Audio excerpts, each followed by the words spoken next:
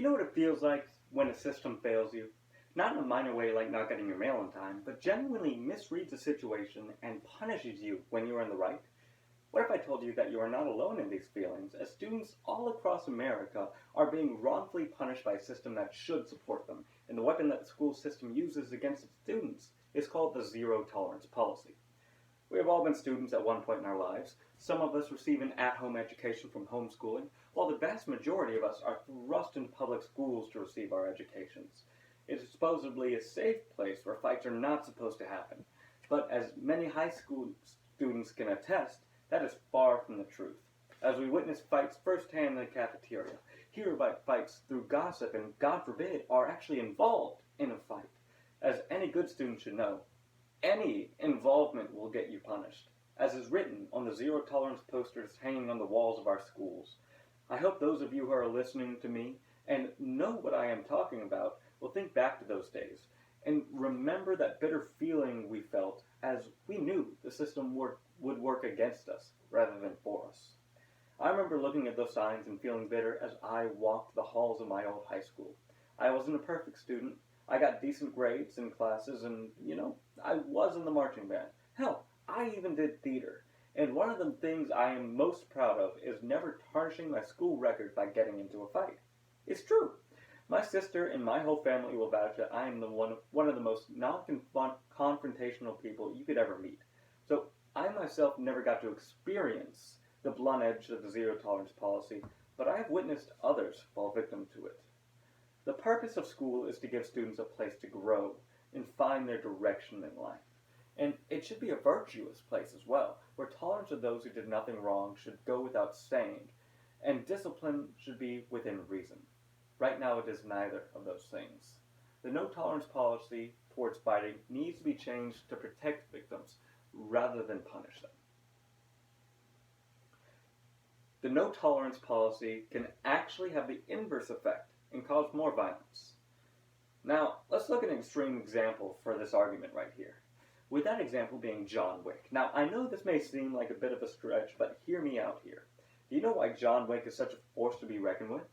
It's because he has nothing to lose. In an article written by Travis Bean, he says that after John lost his wife to terminal illness, John abandoned his career as a hitman and retreated to his empty home. All he had left was a beagle puppy named Daisy that his wife left for him. And, since he has already been through the worst, why should he be scared of driving a pencil into a guy's skull after he lost his dog? I mean, they killed his dog after all, so why shouldn't they suffer? Now, let's dial it back a bit and take a look at a standard high school fight. Let's say some poor kid is punched in the hallway and he is cornered and can't simply walk away. But he doesn't want to be punched again, so what is one of the most likely thoughts going through his head? They're going to think, well, I'm going to be suspended anyways, and the result's not going to change, so why don't I go ahead and fight back? And before you know it, a full-on brawl occurs. As I said before, the no-tolerance policy can result in even more violence. And this is because it breeds a thought process where the victims think, oh, I'm already this far in, so why don't I just go the rest of the way, since the outcome is the same either way. And this is not the way that things should be. Students are given an ultimatum: get beat up and be suspended, or try and defend themselves and still get suspended. No other options. What is even worse than the already painful fights is the general apathy that the zero tolerance policy causes among the student body. In the science world, an event in which passerby in a populated area do nothing to help nor hinder a situation is called the bystander effect. It is especially true that passerby will do nothing if they feel like they are going to be punished for getting involved. What someone who would actually help and get involved in the situation is called a good Samaritan. Sadly, these people are few and far between in the world today due to the many stories in which these people are punished. One such story is of a man named Peng Yu, who in the city of Nanjing on November 20th, 2006, helped an elderly woman get to the hospital after she fell and injured herself while loading onto a bus. Peng Yu was later sued by the woman he assisted and was forced to pay $6,000 to the woman for his good deeds. Peng Yu was punished for helping someone who no one else could have helped. But was he rewarded? No, he was punished. And that is exactly the way the zero tolerance policy treats the potential good Samaritans in our schools. It's not right. As of this point in time, the zero tolerance policy increases the bystander effect and punishes Good Samaritans. Now, let's take a look at those who the Good Samaritans would actually help, the victims. The zero tolerance policy lives up to its name and provides no quarters to those who need it. The aggressor, the victim, and the closest bystander are all punished equally. One such victim was a high school student senior named Alejandro Johnson, and he was assaulted while he was eating lunch. The aggressors came from off campus and attacked him unprovoked, leaving him no choice but to defend himself in the moment. Alejandro said during a later interview that, "I was defending myself and I feel like I was backed into a corner." But due to the zero tolerance policy, he received suspension for 10 days, and the event was put on his record. And with the event on his record, Alejandro would be barred from certain colleges, and he would be unable to get a job until it was taken off of his record. Not only does the zero tolerance policy affect one's academic life, but it can also affect their lives outside of school.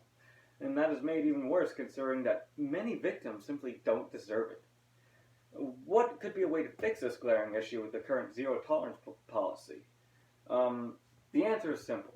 We need to realize that not everything in the world is black and white. We need to take these incidents of school violence where there is clearly one guilty party and only punish them. We need to take these situations on a case-by-case basis rather than blindly following the rule book. And the sad thing is that Alejandro's future was damaged by this policy when he did nothing to deserve it in the slightest. And he is not the only one in the situation. Injustice exists wherever the zero tolerance policy exists. Victims shouldn't be helped by the system that supports them, not punished by it. The purpose of the speech is to hopefully inspire those who hear it to speak out against unjust policies such as a zero tolerance policy. This rule needs to be changed to help the situation rather than to harm it. This rule should be changed to take cases on a case-by-case basis in order to prevent unjustly condemning of someone who does not deserve it. The policy gives students an all-or-nothing mentality that can result in more violence. The zero tolerance policy aids in this extinction of Good Samaritans, and it punishes those who should not be punished. You have all been in school. You know how it feels to just be trying to get by in your classes so you could have a bright future. And wouldn't it be awful if your future was taken away by these awful policies? Think about Alejandro. Think about how you could have been just like him. I'm an alumni of Ponchatoula High School, and I look back on my high school years in a fond light. And I am thankful for never being on the receiving end of this awful policy. But I could have been. With one simple fight, I could have had my future taken away from me, and I wouldn't even be here today. That's why I encourage you to reach out to your representatives on the school board and vote for those who reflect your values. Changes cannot occur unless we fight for it.